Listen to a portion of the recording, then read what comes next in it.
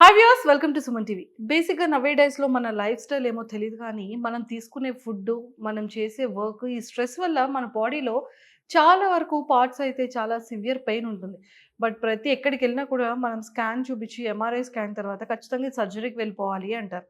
అమ్మ బాబోయ్! సర్జరీ అంట. ఇంకా సర్జరీ అనేటప్పటికి ఒక 50-60% హార్ట్ బీట్ అనేది మనకు డౌన్ అయిపోతూ ఉంటుంది. Before surgery, after surgery. ఎప్పుడు తగ్గుతుందిరా బాబు అని ఒక రకమైనటువంటి టెన్షన్ మన అందరి ఫ్యామిలీస్‌లో, మన ఇంట్లో కూడా రెగ్యులర్‌గా ఫేస్ చేస్తుంది. బట్ ఎలాంటి సర్జరీస్ లేకుండా పెయిన్ అనేది ఎలా రిలీఫ్ చేయొచ్చు? అది ఫుడ్ వల్ల అసలు ఎలాంటి ట్రీట్మెంట్ తీసుకుంటే ఈ పెయిన్ రిలీఫ్ అవుతుంది అనేది నిజంగా చాలా అంటే సీనియర్ మోస్ట్ ఎక్స్‌పీరియన్స్ ఉన్న డాక్టర్స్ మాత్రమే ఇలా చేయగలరు.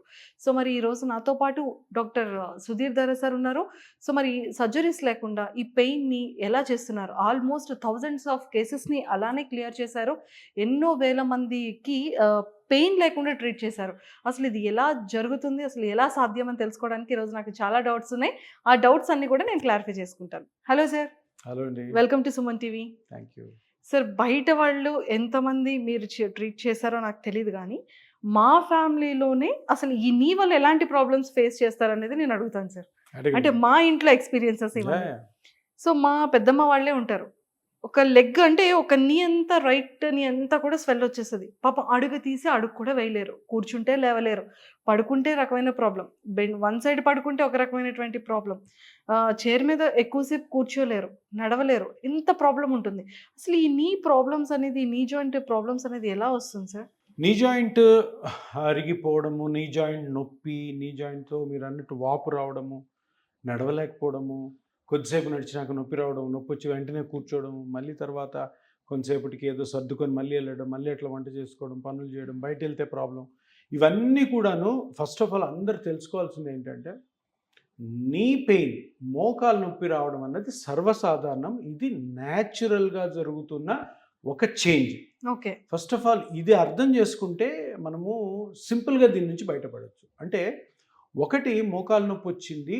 దానికి కారణము ఎప్పుడు దెబ్బ తగలలేదు. తగలకుండా అంటే ఇంజురీ కాకుండా డ్యామేజ్, అంటే యాక్సిడెంట్ వల్ల కానీ, లేదంటే ఏదన్నా గేమ్స్ ఆడుతున్నప్పుడు అప్పుడు మోకాలు నొప్పి రావడం వేరు. మామూలుగా మనం ఎలాగ 55, 60 లేదు 50 లేదంటే 45 తర్వాత కూడాను ఏ కారణం లేకుండా మోకాలు నొప్పి వస్తుంది అంటే ఒక విషయం అర్థం చేసుకోవాల్సింది ఏంటంటే ఇది న్యాచురల్ ఫినామినా.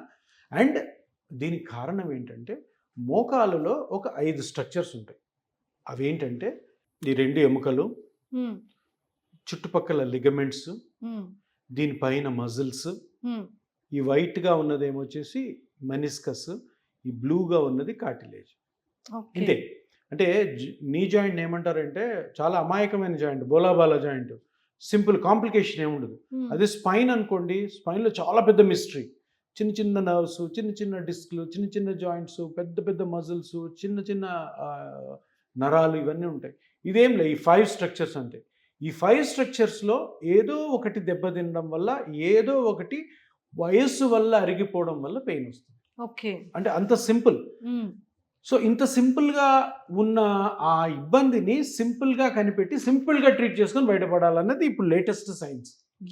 సో మీరు అంటున్నట్టు మీ పెద్దమ్మ గారికి పెయిన్ వచ్చింది అంటే ఈ 5ని కానీ మనం కరెక్ట్గా కానీ స్కానింగ్ చేసి కనుక్కున్నాము, కరెక్ట్గా మన ఎక్స్పీరియన్స్ తోటి ఏ పార్ట్ అయితే దెబ్బతినడం వల్ల నొప్పి వస్తుందని కనుక్కుంటే ఆ చిన్న పార్ట్ని ఎంత మోతాదులో అయితే దెబ్బతిందో కనుక్కొని దానిని సింపుల్ ట్రీట్మెంట్ తోటి బయటపడవచ్చు, ఎటువంటి మేజర్ ఆపరేషన్స్ లేకుండా.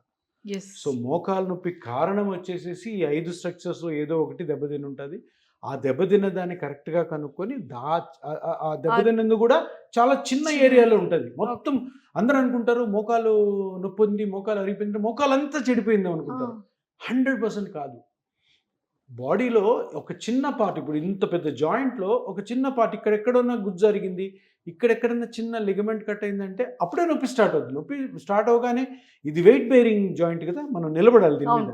ఇప్పుడు చెయ్యి మీద ఎక్కడైనా దెబ్బ తగిలింది అనుకో, దీని మీద బరువు పడదు కాబట్టి పెయిన్ ఉంటుంది, కానీ అంత పెయిన్ ఉంటుంది. ఇప్పుడు దీంట్లో ఏదైనా దెబ్బ తగిలిందంటే మీరు నిలబడగానే దాని మీద ప్రెషర్ పడుతుంది. సో ఇమ్మీడియట్గా మనం పరిగెత్తాం డాక్టర్ దగ్గరికి, లేదంటే మందులు వాడతాం. మన బాడీ వెయిట్ అంతా వాటి మీద వస్తుంది. సో అంటే ఇక్కడ ఇంత చిన్న 1 మిల్లీమీటర్లో దెబ్బ తగిలినా కూడాను, లోపల డ్యామేజ్ అయినా కూడాను అరిగినా కూడాను పెయిన్ మటుకు 100 టైమ్స్ ఉంటుంది. Yes. సో వెంటనే అరుగుతాం. Yes. అంటే నేను చెప్పేది ఏంటంటే చిన్న డ్యామేజ్కి, చిన్న అరుగుదలకి మనం చిన్నగానే ట్రీట్మెంట్ చేసి బయటికి రావాలన్నది లేటెస్ట్ సైన్స్. అది ఫస్ట్ అందరూ కూడా తెలుసుకోవాలి. అందరూ తెలుసుకోవాలి. ఎస్. సో ఇది Awareness మోకాలు లేదు. మీద మోకాలు వయసు రీత్యా అరిగిపోతున్న వాళ్ళందరూ కూడా మీరు ఆలోచించాల్సింది ఏంటి అంటే ఇది చిన్న ప్రాబ్లము, చిన్న ప్రాబ్లంకి చిన్న ట్రీట్మెంట్ అంతే. ఎక్కువ Yes. పెద్ద పెద్ద ట్రీట్మెంట్స్ సార్ అవసరమే మరి లేదు.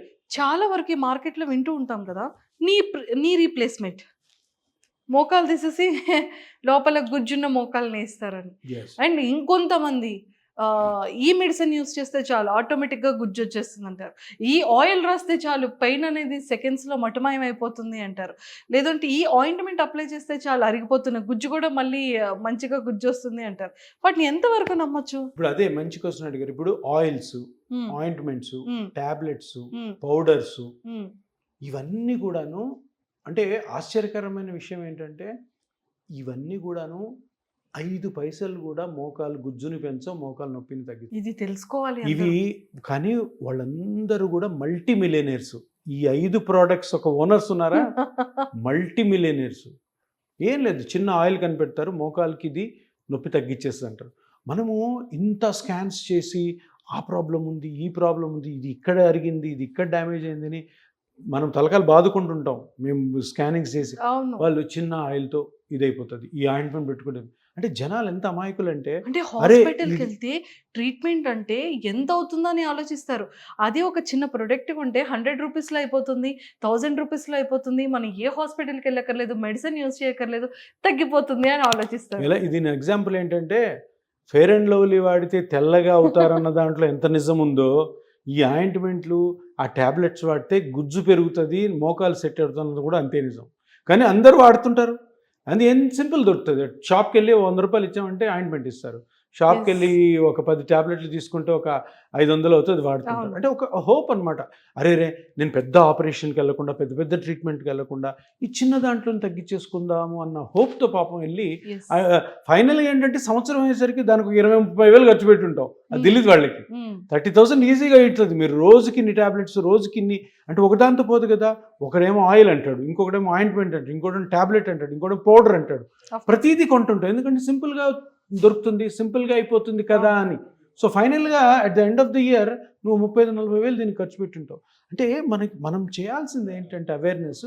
అసలు నీ జాయింట్ పెయిన్ ఎందుకు వస్తుంది, నీ జాయింట్ పెయిన్లో ఏది డ్యామేజ్ అవ్వడం వల్ల నీ జాయింట్ పెయిన్ వస్తుంది, నీ జాయింట్ పెయిన్ ఏది డ్యామేజ్కి ఎంత సింపుల్ ట్రీట్మెంట్స్ ఉన్నాయని అందరూ తెలుసుకోవాలి. Yes. తెలుసుకున్న తర్వాత ఆపరేషన్కి వెళ్ళాల్సిన అవసరం లేదు. సింపుల్గా ఈ ట్రీట్మెంట్ని ముందే ఆపుకోవచ్చు, లేదంటే అవసరమైతే చిన్న చిన్న ఇంజెక్షన్స్తోనే బయటపడవచ్చు అన్నది ఇప్పుడు లేటెస్ట్ టెక్నిక్. Excellent sir. చాలా చాలా చాలా గుడ్ న్యూస్. అంటే ఆహా అమ్మయ్య, ఈ వర్డ్ విన్న తర్వాత ఎంత బాగుంది అనిపిస్తుంది. అంటే మోకాలు అరిగిపోవడం అనేది చాలా మందిలో ఒకటి ఉంటుంది సార్. అరే నువ్వు ఈ మెడిసిన్ యూజ్ చేస్తున్నావు కదా, ఇలాంటి మెడిసిన్ ఎక్కువగా యూజ్ చేయడం వల్ల కూడా మన మోకాలు అరిగిపోతాయి, ఎముకలు పిండి అయిపోతాయి అని చెప్పి మనం ఎక్కువగా వినడం జరుగుతూ ఉంటుంది. అండ్ మోకాలు ఈ గుజ్జు అనేది ఇప్పుడు ప్రజెంట్ 30 years 25 అబోవ్ 30 అబోవ్ ఆ విటమిన్స్ అని, డి విటమిన్ లేకపోవడం వల్ల అని, బోన్ వీక్ అయిపోవడం వల్ల కూడా గుజ్జు అరిగిపోతుందని ఇలాంటివి వింటూ ఉంటాం సార్. అంటే చాలా యంగర్. ఒకప్పుడు మోకాల్లో గుజ్జు అరిగిపోయింది, లేకపోతే మోకాలు అరిగిపోతున్నాయి అంటే 45-50 ఏజ్ ఎక్కువ అయిపోతుంది కాబట్టి ఇలా జరిగింది అని వింటూ ఉండేవాళ్ళం. ఇప్పుడు యంగర్ యూత్ నుండి ఇది స్టార్ట్ అయిపోతుంది ఈ ప్రాబ్లం. ఎగ్జాక్ట్లీ, మంచి క్వశ్చన్. ఎందుకంటే ఇప్పుడు మేము ప్రాక్టీస్లో చాలా వందల మందిని చూస్తుంటాం కదా. పాయింట్ ఏంటంటే ఈ ఎక్స్పీరియన్స్లో మేము చదివిన చదువు, తర్వాత రీసెర్చ్, తర్వాత చేస్తున్న ప్రాక్టీస్లో వస్తున్న ఎక్స్పీరియన్స్లో ఒక విషయం అర్థమైంది ఏంటంటే ఇంత ముందు కాలంలో ఒక 20-30 సంవత్సరాల ముందు చూసుకుంటే 45 తర్వాత మోకాళ్ళ నొప్పులు వచ్చేవి. ఇప్పుడు 35. ఇప్పుడు 35. ఎందుకు అంటే దీనికి కారణము ఒకటి న్యూట్రిషన్. ఏం న్యూట్రిషన్లో ప్రాబ్లం వస్తుంది, మన వాళ్ళందరూ కూడాను ఒక కమర్షియల్ ప్రిపరేషన్స్కి అలవాటు పడుతున్నారు. న్యాచురల్ ఫుడ్ తినట్లేదు.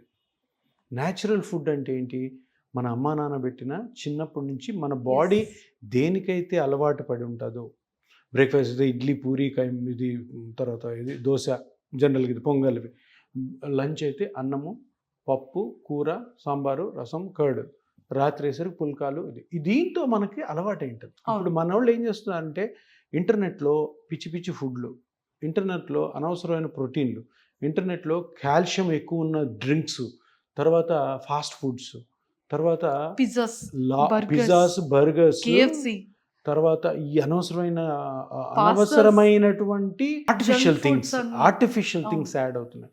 ఇప్పుడు కొన్ని హోటల్స్లో మామూలుగా చికెన్ మామూలుగా వండుతారు, టిఫిన్స్ పంపుతారు, దాంట్లో ప్రాబ్లం ఉండదు. ఆర్టిఫిషియల్గా వస్తున్నాయి ఇప్పుడు. ప్రోటీన్స్ అంటున్నారు. ప్రోటీన్స్ మనము రొటీన్గా తినే ఫుడ్లో చాలా ప్రోటీన్స్ ఉంటాయి.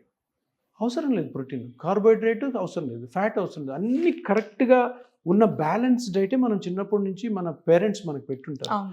ఇది ఎప్పుడైతే కమర్షియల్ ప్రిపరేషన్ తినడం మొదలు పెడుతున్నారో బాడీలో జనరల్గా ఉండాల్సిన న్యూట్రియంట్స్ ఉండకుండా ఆ న్యూట్రియంట్స్ అది హోమోస్టేసిస్ అంటారు, బ్యాలెన్స్ మిస్ అవుతుంది. బ్యాలెన్స్ మిస్ అయిందంటే అది బాడీలో బోన్స్ మీద పడవచ్చు, కార్టిలేజ్ మీద పడవచ్చు, దాని Yes. ఎఫెక్ట్ మజిల్ మీద పడవచ్చు, బ్రెయిన్ మీద పడవచ్చు, హార్ట్ మీద పడవచ్చు. అంటే ఎక్కడ కూడాను మెడికల్ బుక్స్లో ఇగో ఇట్లాంటి కమర్షియల్ ప్రిపరేషన్స్ తినండి, ఇట్లాంటి డ్రింక్స్ తాగండి, ఎనర్జీ డ్రింక్స్ అంటారు, దాంట్లో లేనిపోని కెమికల్స్ అని మిక్స్ అని. సో న్యూట్రిషన్ వైజ్ మీరు చిన్నప్పటి నుంచి ఏ ఫుడ్ అయితే తింటున్నారో అదే తినడం వల్ల ఈ మోకాళ్ళు అరిగిపోవడం కానీ, షోల్డర్ ప్రాబ్లం కానీ, స్పైన్ ప్రాబ్లం కొంతవరకు తగ్గించవచ్చు, అంత తగ్గుతుందని కాదు. నెక్స్ట్ ఇంపార్టెంట్ రీజన్ ఏంటంటే అన్నెసరీ హైపర్ యాక్టివిటీ. ఏంటి హైపర్ యాక్టివిటీ?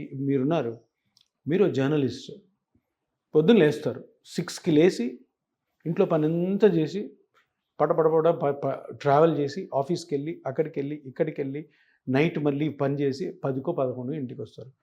మనం వర్క్ చేయాల్సిన టైం ఎంత? 8 అవర్స్.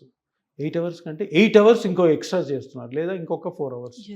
సో ఈ హైపర్ యాక్టివిటీ అంటే more than what is needed చేసినప్పుడు కూడా ఈ జాయింట్స్, ఈ స్పైన్, మజిల్స్ ఇవన్నీ కూడా అరుగుతాయి. అంటే ఓవర్గా ఒక సైకిల్ ఉంది, సైకిల్ని ఎడాపెడా రోజుకు 12 గంటలు తొక్కామంటే ఒక 5 సంవత్సరాలు రావాల్సిన సైకిల్ 1 ఇయర్లో అరిగిపోద్ది. రిపేర్ చేసినా మళ్ళీ ప్రాబ్లం వస్తుంది, రిపేర్ చేసినా మళ్ళీ ప్రాబ్లం. సో ఇది సెకండ్ కాజ్. అంటే ఓవర్ ఎంతూజియాస్టిక్గా, ఓవర్ అంబిషియస్ అయిపోయారు ప్రజలందరూ. 2 డ్యూటీలు, నైట్ టైం డ్యూటీలు, అన్నెసరీ ఫుడ్ హ్యాబిట్స్. ఇంకోటి ఫుడ్ హ్యాబిట్స్ టైమింగ్స్ కూడా ఉండవు. బ్రేక్ఫాస్ట్ స్కిప్, లంచ్ ఏదో అంతా, మళ్ళీ తర్వాత ఈవినింగ్ ఏముండదు, రాత్రి ఏమో 1 గంట 2కి. ఇవన్నీ కూడా మిడ్నైట్ క్రేవింగ్స్ అంటారు, ఏమిటో అది అలవాటు. ఇప్పుడు నేను కొత్తలో సిటీకి వచ్చినప్పుడు 1 గంట 2 గంటలకి అసలు నానక్రమ్ కూడా ఏరియాలో వాళ్ళందరూ బాయ్స్ అండ్ గర్ల్స్ తిరుగుతుంటే అర్థమయ్యేది కాదు. ఎక్కడున్నాం మనం, అమెరికాలో కొత్తలో మేబీ 15 years బ్యాక్. సో అప్పుడు తింటారు వాళ్ళు. అది ఎంత ఇది ఆఫ్ కోర్స్ ఆల్కహాల్ కానీ, స్మోకింగ్ కానీ, ఇవన్నీ కూడా రీజన్స్. సో ఈ 2 న్యూట్రిషన్ ప్లస్ ఓవర్ యాక్టివిటీ, ఎక్కువ స్ట్రెయిన్ చేయడం అన్నది జనరల్గా రీజన్. ఇంక దాని తర్వాత ట్యాబ్లెట్స్, అనవసరమైన ట్యాబ్లెట్స్. ఎవరో మా యూఎస్లో ఉన్న మా ఫ్రెండ్ ఫోన్ చేసి చెప్తున్నాడు, 30-35 years అవ్వగానే ఈ ప్రీగ్యాబలిన్, గాబాపెంటిన్, అమిట్రిప్టిల్, నార్ట్రిప్టిల్ని నరాల పెయిన్స్కి వాడేవి యాంగ్జైటీ కోసం వాడుతున్నారు. ఎందుకు వాడుతున్నారు? యాంగ్జైటీ ఎందుకు వస్తుంది? అరే అమెరికా రిచెస్ట్ కంట్రీ బాస్, ఇక్కడికి వెళ్ళే వాళ్ళందరూ యాంగ్జైటీ లేకుండా డబ్బులు సంపాదించారు. యాంగ్జైటీ ఇష్యూస్ నిజంగానే యూఎస్ లో యూస్ చేస్తున్నారంటే ఈరోజు మార్నింగ్ నేను ఏదో న్యూస్ లో చదివాను sir. Thank you sir, thank you so much. So చూసారు కదా, సుధీర్ సార్ చాలా చాలా చాలా అద్భుతంగా, చాలా క్లియర్గా చెప్పారు. నీ పెయిన్స్ అనేది, నీ ఇంజురీస్ అనేది చాలా డిఫరెన్స్ ఉంటుంది, చాలా ఏజ్ డిఫరెన్సెస్లో కూడా ఉంటుంది. ఆల్మోస్ట్ 25 years ఉన్న వాళ్ళకి ఒక కైండ్ ఆఫ్ ప్రాబ్లం ఉంటుంది, 30 ఒక కైండ్ ఆఫ్ ప్రాబ్లం ఉంటుంది, 75 ఒక టైప్ ఆఫ్ ప్రాబ్లం ఉంటుంది. సో అలా ఏజ్ గ్యాప్ను బట్టి మన నీకి సంబంధించి ఎలాంటి ట్రీట్మెంట్ చేసుకోవాలి వితౌట్ సర్జరీతో, ఆఫ్టర్ సర్జరీ తర్వాత కూడా ఎలాంటి పనులు చేయాలి, ఎలా పనులు చేయకూడదు, ఏం చేయాలి, ఏం చేయకూడదు అనేది కూడా ప్రాపర్ ట్రైనింగ్ ఉంటుంది. ఎవరెవరైతే చాలామంది నీతో ప్రాబ్లం ఫేస్ చేస్తున్నారో, ఎలాంటి సర్జరీ లేకుండా మీరు ఇక్కడ హ్యాపీగా చాలా ట్రస్టెడ్గా హార్ట్ మీద చేసుకుని ఇక్కడ ట్రీట్మెంట్ చేసుకోవచ్చు. సో మీలో ఏ ప్రాబ్లం ఉన్నా కూడా నీకు రిలేటెడ్ కింద స్క్రోల్ అవుతున్న కాంటాక్ట్ నెంబర్కి ఇప్పుడే అప్రోచ్ అవ్వండి. Thank you.